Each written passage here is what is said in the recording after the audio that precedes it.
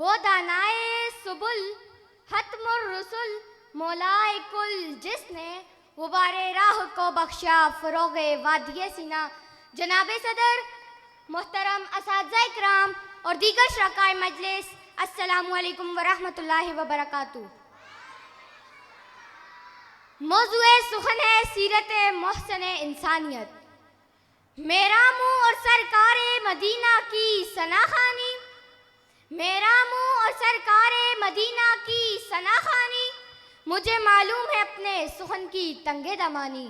جناب صدر، قلم میرا قاصر، زباں میری عاجز، محمد کی عظمت بتاؤں کیسے کیسے، ہے محبوب رب امام الرسل وہ فضائل مکمل سناؤں کیسے کیسے۔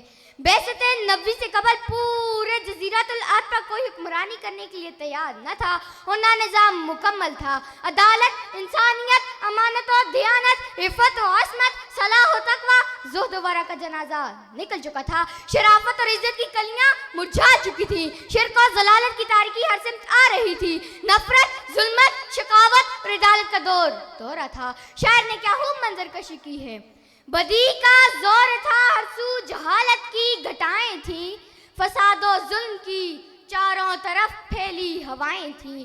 ذرا سی بات پر تلوار چل جاتی تھی آپس میں تو پھر جنگ آتی ہی نہ تھی دو چار کے بس میں۔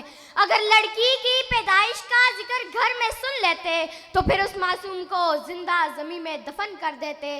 غرض جو بھی برائی تھی سب ان میں پائی جاتی تھی، نہ تھی شرم و حیا آنکھوں میں، گھر گھر میں بے حیائی تھی۔ مگر اللہ نے جب ان پر اپنا رحم فرمایا، مگر اللہ نے جب ان پر اپنا رحم فرمایا تو عبداللہ کے گھر میں خدا کا لاڈلا آیا، خدا کا لاڈلا آیا۔ جناب والا، قدرت خداوندی نے فاران کی چوٹیوں سے آفتاب رسال کو طلوع فرمایا۔ سبحان اللہ، ایک عجیب ماحول ہے، نور ہی نور نظر آ رہا ہے۔ پورے مکہ پر انوار الہی کا نزول ہو رہا ہے۔ ظلمت قضا کفر قضا میں ایک تہلکہ مچ گیا ہے۔ لات و منات منہ کے بل گر پڑے ہیں۔ گلزار ہستی میں ایک عجیب رونق پیدا ہو گئی، بس ہر طرف یہی آواز سنائی دے رہی ہے، ایک والا آ گیا، ایک والا آ گیا۔ وہ آ گئے تو آ گیا دنیا میں انقلاب، وہ آ گئے تو آ گیا دنیا میں انقلاب۔ اجڑا ہوا چمن تھا گلستان کر گئے۔ جناب والا، آپ کا نام محمد ہی نہیں تھا بلکہ عنوان بن گیا، آپ کو تمام محاسن کا گلدستہ بنا دیا تھا۔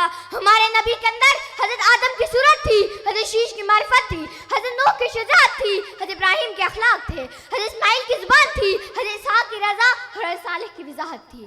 لوط والی حکمت، یعقوب والی بشارت، موسیٰ والا جلال اور ایوب والا صبر تھا۔ یونس والی اطاعت تھی اور یوشع والا جہاد تھا۔ داؤد والی خوشحالی اور دانیال والی محبت تھی۔ الیاس والا وقار، یحییٰ والی عظمت اور عیسیٰ والا زہد تھا۔ تقدیر حلیمہ کی جاگی رحمت کے بادل چھائے ہیں، تقدیر حلیمہ کی جاگی رحمت کے بادل چھائے ہیں، گر جگمگ جگمگ ہوتا ہے تشریف محمد لائے ہیں۔ جناب والا، آپ کے شباب کا دور بھی عجیب ہے۔ محسن انسانیت نے اپنے چچا کے ہمراہ شام کا سفر فرمایا تجارت کی غرض سے۔ راستے میں ابراہیم نے حضور صلی اللہ علیہ وسلم کو دیکھا اور تورات کی تمام علامات پر غور کیا تو ابو طالب سے کہا، انہیں آگے مت لے جاؤ، یہیں سے واپس ہو جاؤ۔ جو علامات تورات میں پڑھی تھی وہ تمام ان میں پائی جاتی ہیں، شاید یہ کہ یہ آخر الزمان آخری نبی ہیں۔